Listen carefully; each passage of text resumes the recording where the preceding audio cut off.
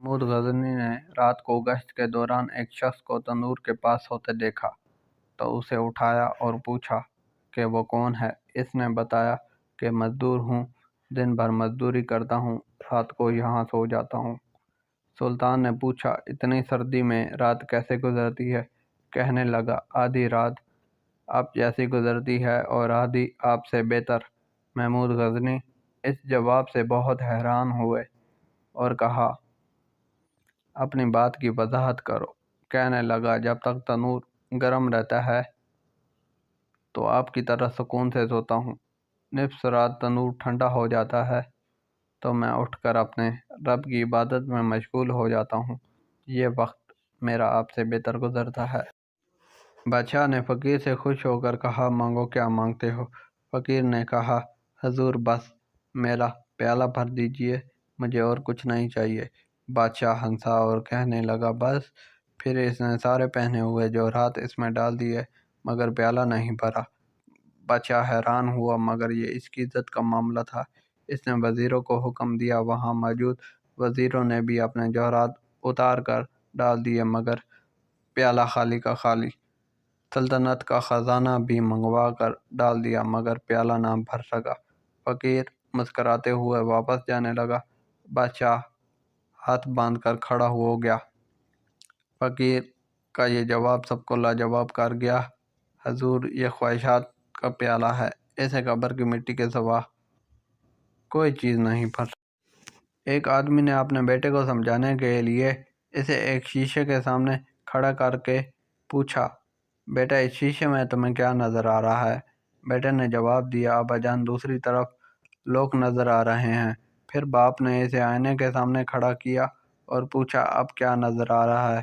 بیٹے نے جواب دیا، ابا جان، اب مجھے اپنا چہرہ نظر آ رہا ہے۔ باپ نے کہا، دیکھو بیٹا، یہ دونوں ہی شیشے ہیں، ایک پر چاندی کا ملمہ چڑھایا گیا ہے تو اس میں تمہیں اپنا آپ نظر آ رہا ہے، اور دوسرے پر کچھ نہیں چڑھایا تو اس میں تمہیں دوسری طرف لوگ نظر آ رہے ہیں۔ بالکل اسی طرح اگر تم صرف شیشہ بن کر رہو گے تمہیں دوسرے لوگ نظر آتے رہیں گے، لیکن اگر تم اپنے آپ پر سونا چاندی کا ملمہ چڑھا لو گے اور آئینہ بن جاؤ گے تو تمہیں لوگ نظر آنا بند ہو جائیں گے اور صرف اپنا آپ ہی نظر آئے گا، اور اپنا آپ نظر آنے سے انسان میں تکبر بڑھتا ہے۔ اس لیے ہمیشہ شیشہ بن کر رہنا تاکہ دوسرے لوگوں کے دکھ، درد، غم، تکلیفیں تمہیں نظر آتی رہیں۔ ایک قافلہ سفر کے دوران ایک اندھیری سرنگ سے گزر رہا تھا کہ ان کے پیروں میں کنکریاں چبھیں۔ کچھ لوگوں نے اس خیال سے کہ یہ کسی اور کو نہ چبھ جائیں، نیکی کی خاطر اٹھا کر جیب میں رکھ لیں۔ کچھ نے زیادہ اٹھائیں، کچھ نے کم۔ جب اندھیری سرنگ سے باہر آئے تو دیکھا وہ ہیرے تھے۔ جنہوں نے کم اٹھائے وہ پچھتائے کہ زیادہ کیوں نہ اٹھائیں، جنہوں نے نہیں اٹھائے وہ اور بھی پچھتائے۔ دنیا میں زندگی کی مثال اس اندھیری سرنگ جیسی ہے، اور نیکیاں یہاں کنکریوں کے مانند ہے۔ اس زندگی میں جو نیکی کی وہ آخرت میں ہیرے کی طرح قیمتی ہوگی، اور انسان ترسے گا کہ زیادہ کیوں نہ۔ گاؤں کے کنویں پر 3 عورتیں پانی بھر رہی تھیں۔ ایک عورت کا بیٹا وہاں سے گزرا۔ اس کی ماں بولی، وہ دیکھو میرا بیٹا انگلش میڈیم میں ہے۔